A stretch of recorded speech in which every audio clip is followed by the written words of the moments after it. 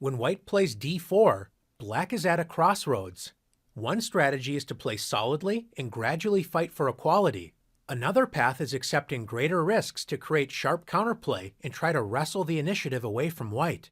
Both of these strategies can find a home in the semi-Slav defense, known to be both solid and reliable, as well as possessing the potential for sharp, dynamic counterplay. We reach the semi-Slav defense after d4. White grabs space in the center and is ready to occupy more space with e4. Black counters this idea and takes a fair share of space with d5. White has several choices, but the main line and most challenging option is to place immediate pressure against black's center with c4. White wants to trade a flank or non-center pawn for black's central d5 pawn, and if allowed, white can then enjoy a space advantage by placing two pawns in the center with e4. This opening is known as the Queen's Gambit, which is a little misleading as it's not truly a gambit. It's true that black can play d takes c4, known as the Queen's Gambit accepted, but the main point is that black rarely holds on to this so-called gambit pawn, as white can move the e-pawn and soon regain the pawn with bishop takes c4. In response to the Queen's Gambit, black's most popular defenses include e6, known as the Queen's Gambit declined, as well as c6. This is the typical Slav or semi-Slav defense response, preparing to meet c takes d5 with c takes d5, maintaining an equal share of the center. White sometimes plays knight c3, which can transpose to the lines we'll soon examine, but white's most popular and flexible continuation is knight f3, developing a piece and controlling the center. Black can often reach the same lines we'll examine by first playing e6, which has the extra option of playing the risky f5, leading to a stonewall pawn structure. But the most common and solid move for black is to play knight f6, developing a piece and adding more protection to the key d5 square. White has several options at this point, including e3, as well as queen c2 and queen b3. We'll take a look at these options in the Slav defense video, but white's most popular option is to continue development and add more pressure to the d5 square with knight c3. At this point, black has an important decision to make. If black plays d takes c4, this turns the opening into the Slav defense, which we'll examine in another video.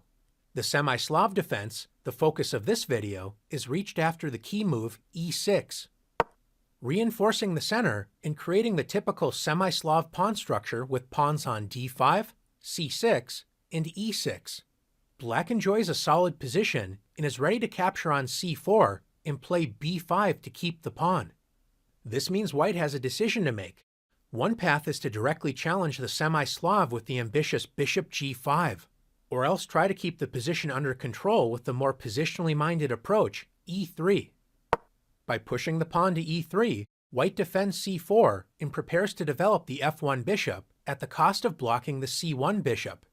Black's most common response is to develop the other knight with knight b to d7, continuing to develop flexibly and waiting for white to move the f1 bishop before capturing on c4. If black captures this pawn too early, white will only have to move the light-squared bishop once to develop it. White's most popular continuation is to actively develop the light-squared bishop with bishop d3. We now reach the popular Moran variation in the semi-Slav defense after black plays d takes c4, gaining time against white's light-squared bishop and preparing to expand on the queen side at the expense of giving up the central stronghold on d5. White naturally captures the pawn with bishop takes c4. You may wonder if black's bishop on c8 will ever see the light of day. We now see the key idea in the Moran variation. Black grabs more space on the queen side with b5, gaining another tempo against white's light-squared bishop and opening up a diagonal for black's light-squared bishop, when it usually moves to b7. Since black no longer has a pawn on d5, controlling e4, white moves the bishop to an active square with bishop d3, preparing to grab space in the center with e4. In this position, black has played several reasonable moves, including bishop b7, bishop d6, and even b4. Another solid option for black to play is a6, solidifying the b5 pawn so black can prepare the thematic pawn break, c5. White typically seizes the chance to put 2 pawns in the center with e4. White has more central space, but black strikes in the center immediately with c5, adding pressure against the d4 pawn, and will soon apply more pressure to white's center with bishop b7. White can play e5 or d5 with a sharp position. Both players can expect reasonable chances in the ensuing sharp middle game battle. If white wants to avoid the complications after bishop d3, inviting the Moran variation, white can play the tricky move queen c2. White is attempting to only move the light-squared bishop once. If black plays d takes c4, we can transpose into the Moran variation after bishop takes c4, with the additional point that white has the useful extra move, queen c2.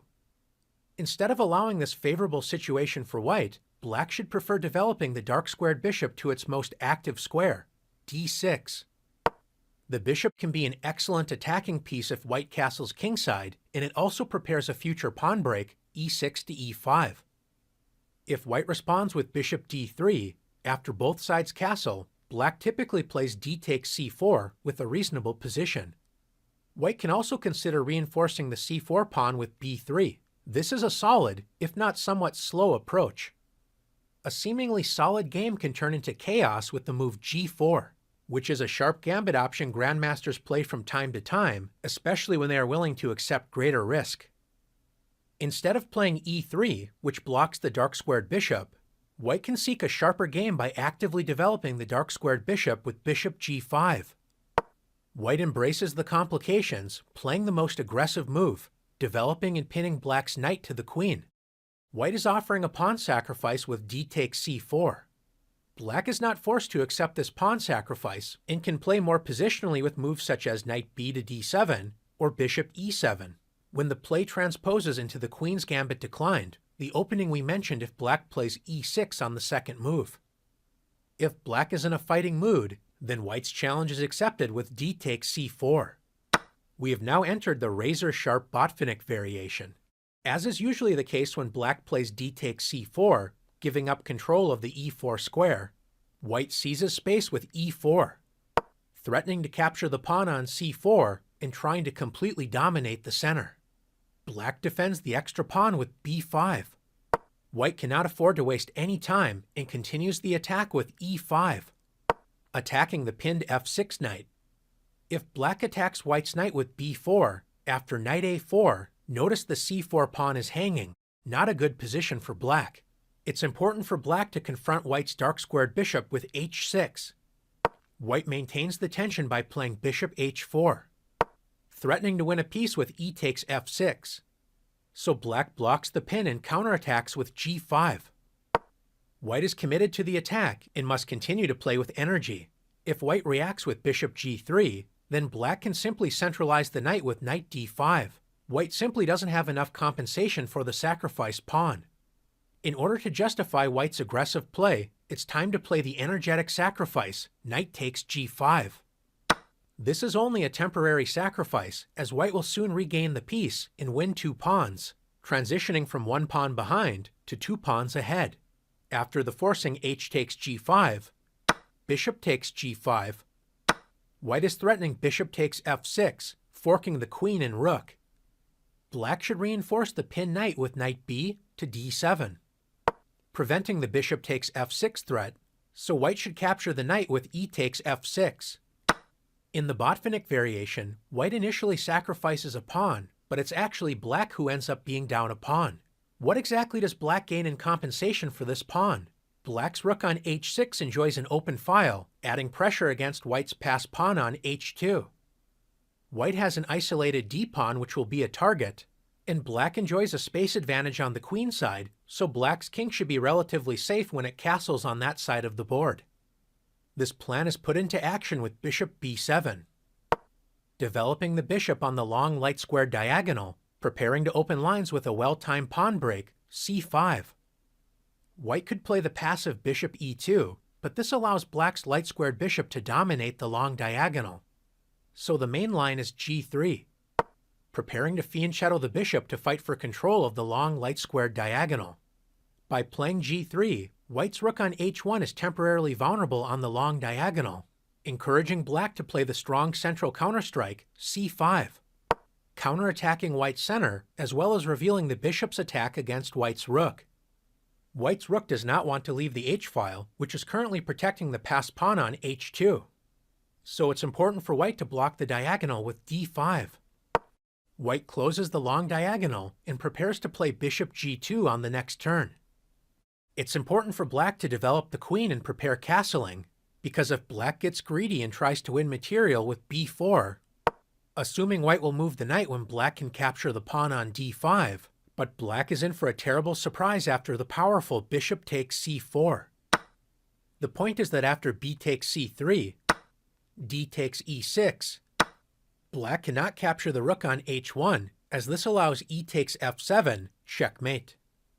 Instead, if black plays f takes e6, black's exposed king in the center is punished with f7 check, discovering an attack against black's queen. So after king takes f7, bishop takes d8, white is up material with a crushing position. As we can see, the slightest misstep can spell disaster, so neither side can waste time executing their plans. After white plays d5, instead of playing b4, black must continue to focus on development with queen b6, supporting the sensitive pawns on b5 and e6, as well as preparing queenside castling. White continues to develop with the active bishop g2, fighting for the long light squared diagonal and preparing castling kingside. Both sides typically castle on opposite sides of the board with queenside castling and kingside castling. Black now grabs more space on the queenside and attacks white's knight with b4. We have reached a typical position in the razor-sharp Botvinnik variation. White can play knight a4, or even offer a knight sacrifice with rook b1, aiming to open the b-file against black's king. This tense middle game struggle is typical of the Botvinnik variation, a tactical minefield with attacking chances for both sides. If black wants to avoid the razor-sharp Botvinnik variation, a reasonable alternative can be found with h6, immediately challenging white's bishop. White can try to keep the position under control with bishop takes f6. This is the relatively calm Moscow variation. White gains a lead in development in exchange for giving up the bishop pair after queen takes f6 and e3. This usually leads to a slower paced game with a more positional struggle likely to develop. After black plays h6, if white wants to keep the game more complicated, then white can choose the anti-Moscow gambit with bishop h4. The anti-Moscow gambit has similar ideas to the Botvinnik variation, but without the piece sacrifice on g5. Black can play d takes c4 immediately, allowing e4, which will likely transpose to the same position if black first attacks the bishop with g5, with the typical theme of winning the c4 pawn at the cost of weakening the black king. Since white does not have a pawn on e5, the knight takes g5 sacrifice no longer makes sense. So white plays bishop g3. White is ready to stabilize the position with e3, so it's important for black to keep the game sharp with the typical semi-Slav move, d takes c4. White sacrifices a pawn to gain greater central control with e4, when black protects the extra pawn with b5. White is currently down a pawn, but since black has moved pawns on both sides of the board, black will have a greater challenge securing king safety. In this dynamically balanced position, both sides can expect a sharp and exciting game. The semi-Slav is a reliable defense against the queen's gambit. Both sides have options to keep the game in calmer, positional waters, or embrace chaos with sharper, attacking systems, often involving sacrifices. Black should remember the general plan of capturing on c4 and playing b5 to either win the pawn or gain time on white's light-squared bishop once it develops.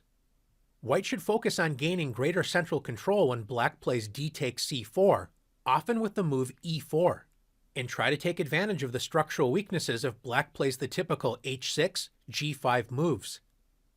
If you enjoy the possibility of deciding between playing safe, positionally solid chess, with the option to suddenly turn the game into sharp, fighting positions, then you may find yourself comfortable on either side of the semi-Slav defense.